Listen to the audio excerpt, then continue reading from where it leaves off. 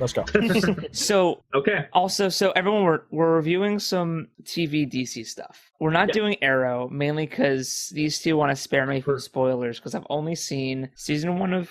No, I mean The Flash, sorry. Yeah, we're not doing Flash. Yeah, I'm not doing Flash, because I've only seen season 1 of The Flash and up to season 3 of Arrow. But I don't care about Arrow spoilers because it's a terrible show. Yes. So we're going to. So right now we're going to do Arrow season 5. So if you are afraid of spoilers, skip until we talk about. There's not a lot of spoilers, but okay. Yes. So, well, they say you're the man who killed May. That's true. Yes. Yeah. And also, we see certain characters on their deathbed. So okay, yes, that's true. So skip till we talk about Telltale Batman. But for now, yeah. Oh yeah, because we're also going to briefly hit on Arkham. Sorry, Gotham. Not Arkham. Which I will have nothing to talk about because I've never seen anything from Gotham. That's good. That's fine. No, it's not, because people tell me it's good, so fuck you. It could be. Well, they could be wrong. And so could you. Yeah, I guess so. Do you want to fight me? I will fight you. I need you to promise me something. Anything. Your instinct has always been to go it alone. Holly, you can't. You have been waiting for things to go back to the way things were. They're not. Felicity thinks that it's time we put together a new team. Evelyn Sharp.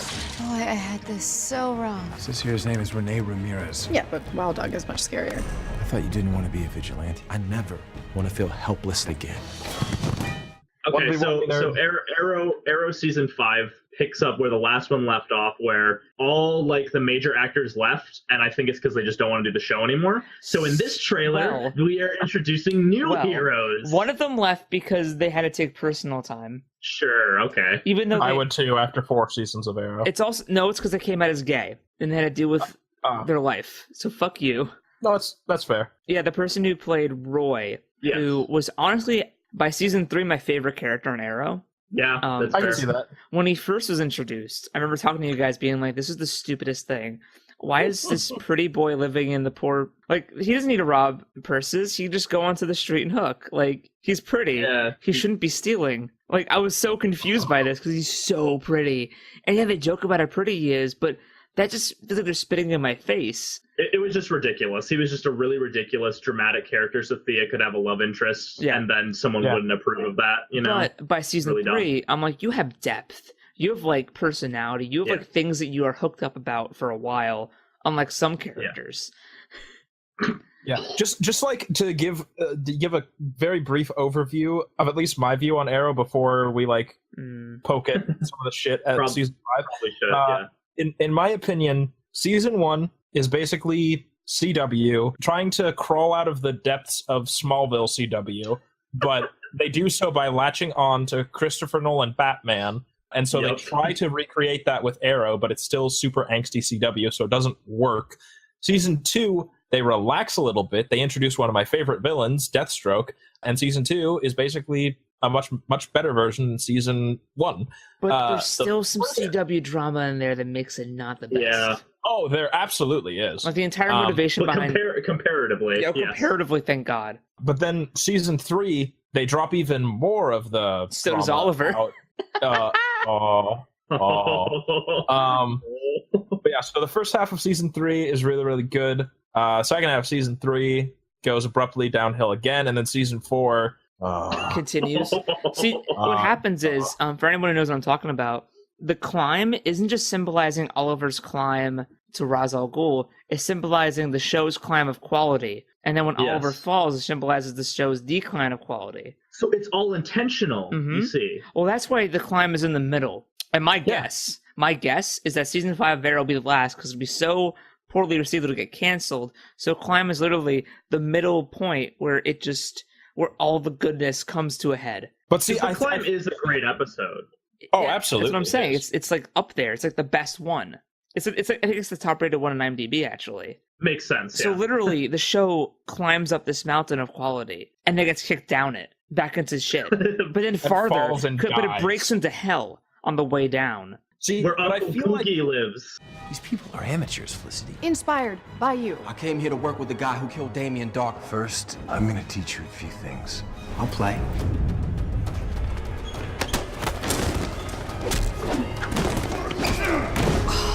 First spark of initiation. Only person you can trust, yourself, Oliver. You told me the dead don't want anything. Either I'm willing to do whatever is necessary, or I shouldn't be up there at all. Which is exactly why I can't be.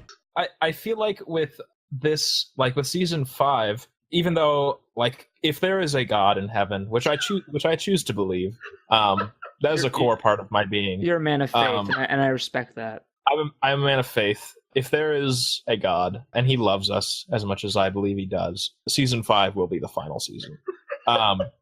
That said, I feel like the way they are doing season 5, they want to go on more. And the main reason I think this, so season 5, I can only assume now this will be the 5th year that Oliver has been back. Yeah. Throughout the show, he has flashbacks to his time on the island, and apparently he spent some time off of it, we find out later on. But he was there for 5 years. So season 5, that is the last season they can do that, unless they decide to flash back to season 1 events for him in season 6. But now they're wheeling in new main characters, which means we can get new flashbacks. It never has to end. We can always make half of our episodes be flashbacks about things that kind of connect, but are really just a really bad plot that we need to throw in for some reason because we're CW. So, like, a bunch of main characters basically left in some way or another. Either they died or they decided, hey, I'm going to leave. For no reason, by the way. They saved the world from nuclear annihilation. They just leave for no reason because it's bad. Apparently, they did bad things. I don't know. Just saying. I didn't finish season 4. So now Oliver and Felicity have to bring in a new team of heroes.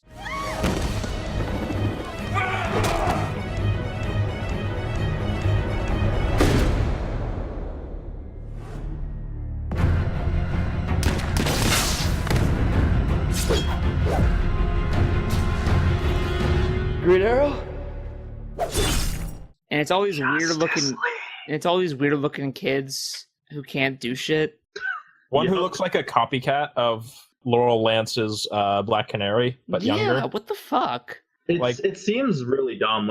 This is like Arrow the Next Generation, and it's like we have to pass the torch. This is like it's still called Arrow. This is like season 1, and it needs Felicity because that's what brings Arrow together. I think Felicity should just become the main character, and Oliver dies, and then all these new characters are just like Felicity's their mom. Yeah, I think that should happen. She gets to tell them that they're that they need to tell her everything, but she'll keep things from them, because she can keep things from you, but you can keep things from her. I hate this show. It's shit. Guys, listen. When I started Arrow, I was so hopeful to watch like a superhero show, and season 1 was okay. I was really watching it to get to the Flash, honestly. Absolutely. Yeah. And so season 1 was okay. Season 2, I was like, oh, this is pretty good. I mean, Slade's now some character whose reasons for doing these things are terrible, but it's I'm enjoying it. And then season 3, I was like, oh, I don't know why people don't like this season. It's pretty good so far. It's pretty okay. They killed off a major character like off the bat. That's kind of ballsy, actually. This is pretty cool. This is pretty neat. Oh, wow. Oliver fights Ra's al Ghul?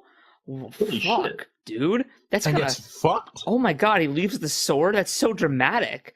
Then like Oliver gets kicked off a fucking mountain. And I'm like, oh my god. And you guys should remember me messaging you like, did they just fucking kill off the Green Arrow? Like I was so fucking crazy. And then like everyone has to deal with the fact that Oliver's dead, and I was like, this is so cool. Like, these are all these characters who have to rely on Oliver, but now they don't have him. And then Oliver drinks some tea, and he's okay. And then you were only near death. He doesn't even use the Lazarus pits, which they had set up. No, and they then use the tea. And then Ra's al Ghul is obsessed with him because he survived from drinking tea, and then tries to kill his city. And then Oliver's like, "This is my city," and then pushes him out of a dam. But he survives because he didn't have tea. Serious question. Do you think that Oliver drank Granny's peach tea?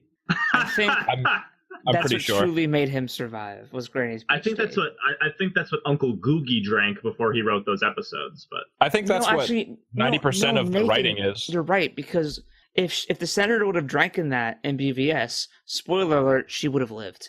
Yep, she was too right. scared, dude. She would have been. Lex gave her a way to survive. To the explosion. It would have made her temporarily Kryptonian. Yeah. Well, that's what the tea does. See, Arrow's stupid. Speaking of stupid, Gotham season 3. We've seen nothing yet.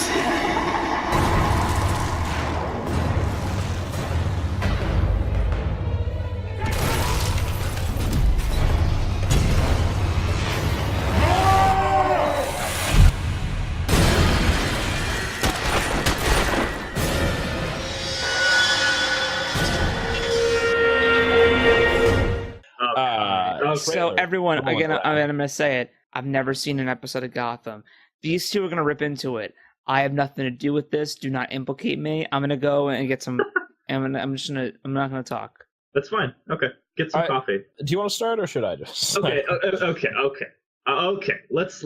If people who may not have seen Gotham, it's basically the original idea for Smallville, but worse. Because the original idea for Smallville was to show Bruce Wayne's journey, basically that montage in Batman Begins as he trains and becomes Batman, and the end of the show would be him becoming Batman. But then they did Smallville, and at the end he becomes Superman, but it's like in faraway shots and CGI. Mm-hmm. So they decided to do Gotham on Fox, so it's not a part of the Arrow universe or the Supergirl universe, I assume. And basically it's about he's not a baby, but he's young Bruce Wayne, and it's showing you he's like 10, yeah? Yeah. And it's like, it's like immediately post-dead parents. Yeah, no, literally, like, a big part of it is who killed Bruce Wayne's parents? Then it's like, Joe Chill?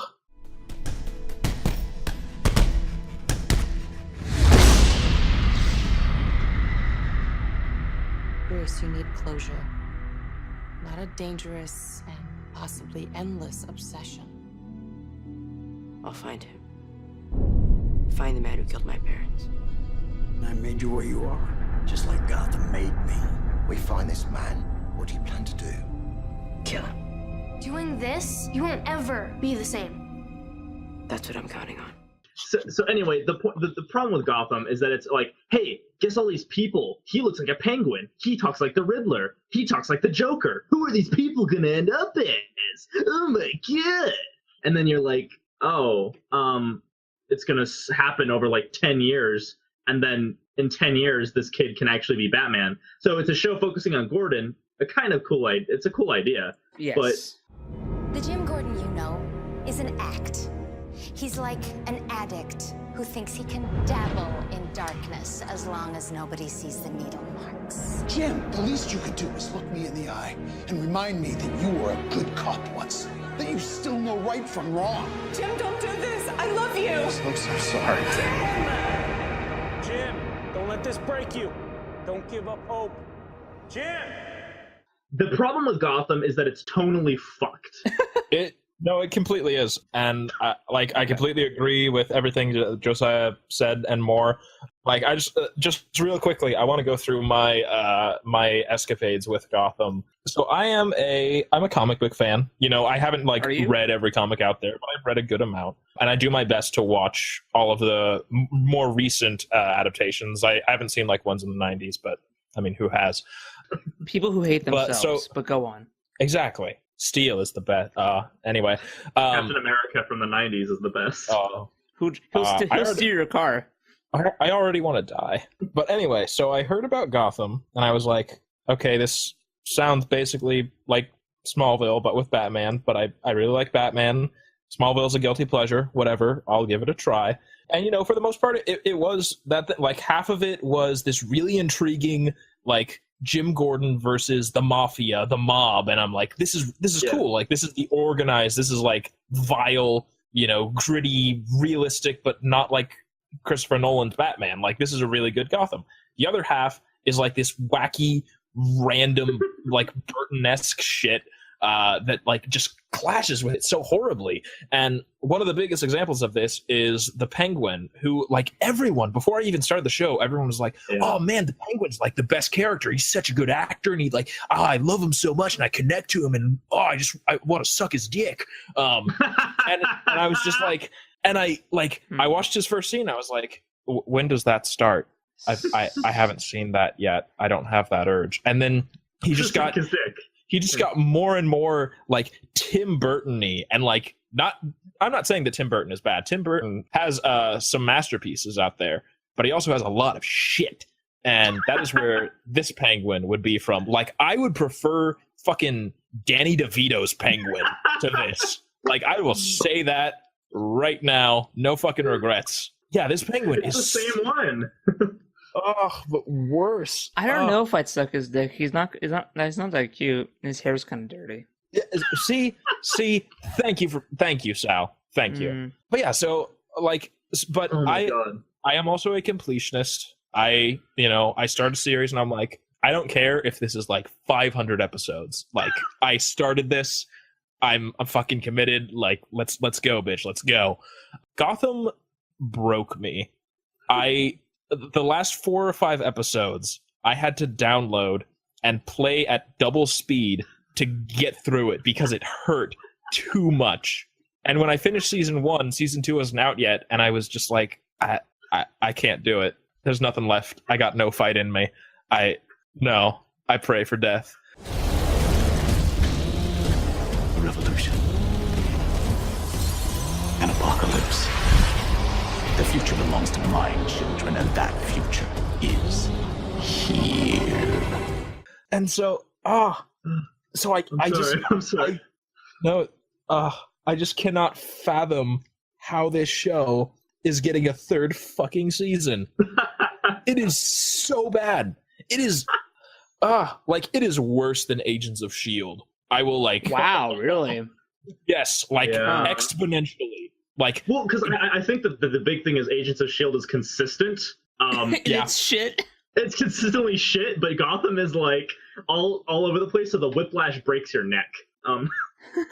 Yeah, like in the same episodes, there are scenes that are like, I feel something, like I want to love you, and then there are scenes that are just like, wait, oh, that is foul. Wait, so it's like X3, where like a really amazing scene will be followed up by an equally shitty scene. Yes. Okay. Yes. Like Gotham makes like fucking 26 episodes. episodes. For Look 26 like a episodes. Netflix series. Okay, don't even touch Netflix right now. You cannot. No, that's touch what I'm saying. Netflix. Like Gotham is so bad that Agents of S.H.I.E.L.D. by comparison looks as good as one of the Marvel Netflix series, which are top tier. That's amazing. It is so far gone. It is Sodom and Gomorrah. This has made me want to watch it to bridge the gap for when CW finally puts up Flash season 2 and Arrow season 4. I will say there, like Nathan said, there's a few good things. Like the guy they have playing Jim Gordon is actually Nathan. Who is he again? He is I don't know his name. He actually voiced Batman in Batman Year One. Ben McKenzie. That's right. Yeah, Ben McKenzie. Yeah, he's a good actor. So it's not like Gotham's completely bereft, but there's a lot of dumb CW drama with him and his relationships. Like I'm not even gonna go into it. God. But there's also Jada Pinkett Smith, who plays an original character mafia person named Fish Mooney. Where am I? Legally, your corpse is in the Arkham Morgue, but obviously you're here. Indian Hill. My name is Hugo Strange. Death is not an ending. Death is a new beginning. Can you tell me who you are? They have Professor Hugo Strange, who in the comics is known for psychology and brainwashing and the mental. In this trailer, he is reviving the dead. And Fish Mooney, a character apparently killed last season, is resurrected with one white eye, because that's how you know she was dead. And she literally says the line, "My name is Fish Mooney, bitch." With all the ham that Jada Pinkett Smith can deliver.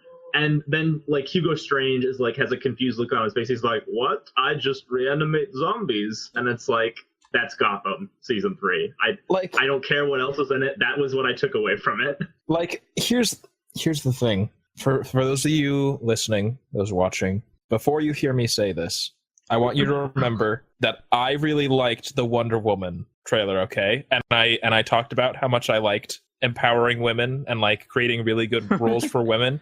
Oh no. Remember that, because I'm about to drop this right here. Jada, maybe you should leave the acting to Will. I don't think it's your speed. Just please stop. It hurts. Oh my god. Did you just You just fucking roasted Jada Pinkett Smith on a podcast. I'm sorry. Miss Smith, if you're out there, I'm sure you're an entirely pleasant woman. I'm sure it wasn't entirely your idea to take the role, but just stop. Like, so you can rest now. Oh, she was Niobe. Okay. Yeah. Yes. And that's it. Okay, cool. Let's get away from Gotham. Let's go to something that looks to be pretty good. Bruce, you can't keep doing this. Step out of the shadows. Don't let tombstones be your family legacy. Okay, so can I talk about this since you guys just bitched about Gotham? Please, by all means, take over. So people know that I do a gaming show on the side. Are you talking about Jossum Possum that you should be. all go check out and like watch all the videos? Please do. I have a lot to say about video games.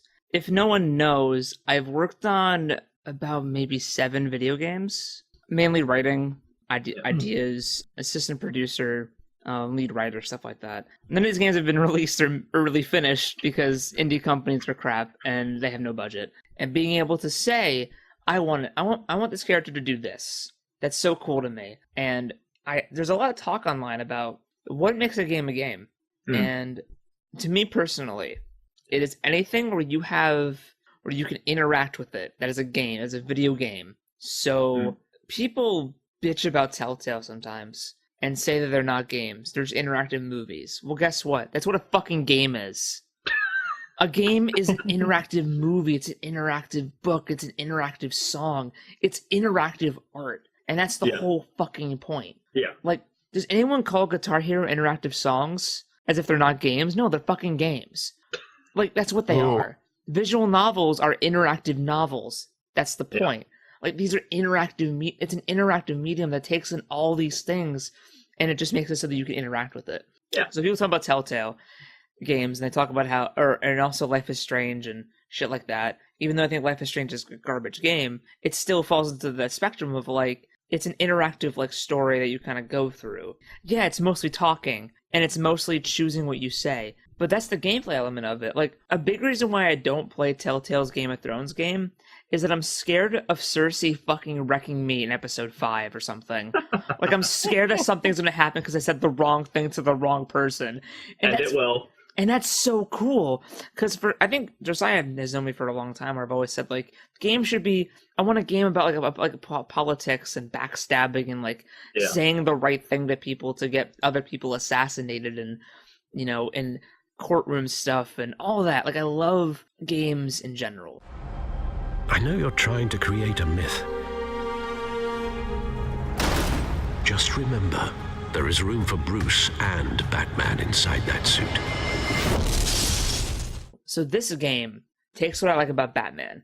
My favorite shit about Batman is when it's half Bruce Wayne and half Batman. When it's split down the middle. Or, because, like, I love Bruce Wayne as a character. And I love Batman. I love, like, the differences and how they work and how they do things. So that's why when, you know, watching BVS, I'm like, I love the scene where Alfred's like, Bruce Wayne did what Batman couldn't. And I'm like, fuck yeah. Yeah. Good. More. And this game, this TellTale Batman game, looks like it's half Batman doing his crime fighting thing and half Bruce Wayne detectiving. Which sounds awesome. And it's such a great difference. It's such a great parallel between the Arkham games, which was a lot of Bruce Wayne beating the fucking shit out of people. Yeah, there was. I mean, you were Batman always. Yeah. Sorry, but Batman beating the shit out of people. But this is like Bruce Wayne at, like, a dinner party talking to reporters, and that sounds interesting to me. Like, it sounds weird. It's like, that's not a game. It's a game. It's a fucking game. You get to interact, and it's so cool. And when I heard that the TellTale was doing a Batman game, I was like, perfect. There's the perfect studio to do a Batman game. Thank you. Give me more. Give me. You want to go ahead? Give me 8 episodes and then some. Please. It's just, I don't know. I like people taking games and doing fun shit with it, and giving Batman to the TellTale people is a smart move. Oh yeah. Personally, For too long, this city has burned with corruption and greed, and with Bruce's help, A vote for Harvey Dent is a vote to finally put your foot down. Vicky Vale, reporter for the Gotham Gazette. Is the Dent campaign soliciting votes from Gotham's biggest crime family? Money gets money. I can get Harvey the mayor's seat, or I can pull it out from under him. You know, one thing. Yeah, one thing is that we were just talking about it, but I feel like this is basically what Gotham wanted to be, or at least half of it did, where it is that, like, when you watch this trailer, it's definitely focused on the mob bosses. Like, there's no supervillains to be seen. Like, you see Catwoman, but I feel like they're doing like a Batman Year One. If you don't know, it's basically just him versus the mob. Catwoman becomes inspired by him, but the end of the story is basically like, oh, but because, and this is echoed in Nolan's trilogy, that the escalation of Batman taking on regular criminals inspires the radical criminals, the criminal element. So I expect some kind of twist with that. Another thing, I don't know if this will be implemented, but the idea that I could either choose to be a Ben Affleck Batman from BVS and just like kill people, and how like that would affect my relationship with Gordon, or if I choose to kill no one and how the criminals will get bolder. Like, exactly. That's the thing about gaming, is like you're given the choice to do things. That would be so cool. Like, I don't kill anyone, but that makes the criminals take advantage of me more. But or I kill everyone and Gordon will not work with me. You know, there's pros and cons, you know, like that would be awesome. And to echo Arrow, there's a cool bit where, like, you know, the Green Arrow at first is killing people, then decides to not because killing is bad, but it comes back to haunt him, the fact that he was killing people. Yeah. Which is one of the things I like about it. And I think that that'd be cool in this game if you can actually, if you kill people a lot, it's like, well, the fuck, dude. Yeah, and that's something you mentioned, the whole escalation thing, just really quickly, taking another jab. That's one of the things that makes Gotham so much shit, is because one of the huge focuses of Batman is the fact that he is present, the fact that a man in a bat suit decided to take the law into his own hands. That is the reason that there are a bunch of crazy people with random shticks now in Gotham. But in the Gotham TV show, it's like, no, we were just here. We just showed up anyway. And it's like, what? Why? For what purpose? My favorite villain is still Balloon Man. Your father despised men like Falcone. No one has ever managed to bring him down. I haven't tried yet. Come on! A fire is heading this way. You must show the world the true nature of a Wayne. Sometimes I think this whole city's a crime scene. A revolution is knocking on Gotham's door. Yeah, it looks like it's going to be mostly Harvey Dent seems like the big thing we have to kind of deal with. I don't like how he looks, but aside from that, I'm excited. He's oddly buff. Yeah, he looks like a linebacker. He looks like he could tackle me. Like, which, I'm sure he will later. But see, that's one of the things I really hope they take. I don't know if this is in the comics. I know it's in the DC animated universe, but Bruce and Harvey are friends. Yeah, like, I hope. They're really good friends, and like spoilers, when Harvey Dent becomes Two-Face, what? It's really fucking tragic, because it is a mental health problem, and like and Batman the Animated Series, it's handled so well, because it's just like, no, it is this man that's succumbing to an illness, and like Bruce just wants to help him. It's one of the few episodes Josiah showed me when I was like, I've never seen Batman Animated. He was like, watch the Harvey Dent episode. Watch this two-parter. And I was like, thank you for everything. Yeah. So if the game has any of that, then fucking sold, right? But I'm hyped, honestly. It looks good. It's TellTale doing it. They make quality. The one thing that random fact I found out while looking up this thing about it, do you know who voices Batman? No. It's Troy Baker. Fucking shit. Yeah. Okay. So it's interesting. So he voices various things. A lot of people know him from BioShock. Some people know him from anime. I think he was in like Full Metal Alchemist or something. I don't know. He's in everything. Know him from Naruto. But the thing that makes it really weird to me is in the Batman movie Assault on Arkham, which is the animated Suicide Squad movie, and in Arkham Origins, he voices the Joker. Yeah. So that's funny. So now him playing Batman, I was like, wait, what? When this whole thing starts, make sure you're on the right side.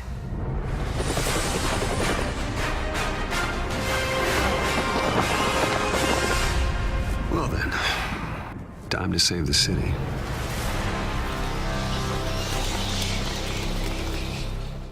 they're just teasing it. Like, they're barely giving you anything. They're like, hey, Catwoman's going to be in it. That's about it.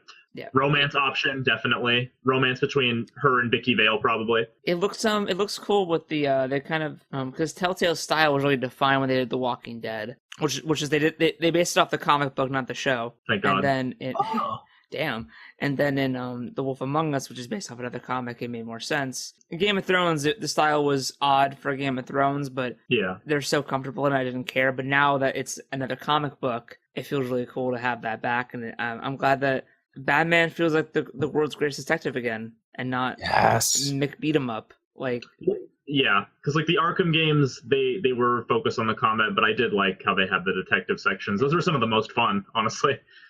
I did like. I got sidetracked by this one comment, but I really want to play Wolf Among Us. I've heard that's like a really good game. Is that like? Would you say that's like the best TellTale game, or which one would you personally recommend?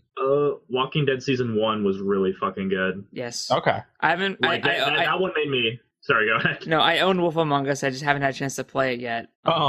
Okay. But Walking Dead's good. Game of Thrones I've only played episode 1 of Game of Thrones again because I'm scared. Right. It's like I don't want to get fucked over by the court. Oh, but so you don't want to play the Game of Thrones? No. Yeah. Well, if you play the Game of Thrones, you win or you die. There is no middle ground. Not to play. I guess, yeah. And you know what? If I don't play, I'm not gonna fucking get killed by Cersei. But you won't win either. Anyway, and we aren't talking about Flash, but that trailer did look good. Nathan, looks really, really good. Yeah, it made me want to finish season 2. Yes. Yeah. Yeah, the first 5 seconds of it played on Facebook while I was walking away, and I was like, no. You fled. See, I watched halfway through season 2, and then they had like the mid-season break around the holidays, and then all of a sudden it was 3 months later, and I was like, oh, it's back? Oh, okay. But yeah, I think that's DC. Yep. That's awesome. DC. I'm hyped for a lot of things. And not so hyped for some. Not so hyped for some. But then hyped again for another. I can't see, because CW brokered this deal with Netflix to have their shows out faster, but I don't know when that's supposed to start, because Arrow and Flash and Legends of Tomorrow aren't on Netflix yet, and it's like, well, I want to watch them. And you said you brokered a deal to make them come out faster, but it's been a while. Like, come on, get good, Netflix. Get good. Hulu has everything. Yeah, Anyway. So Marvel.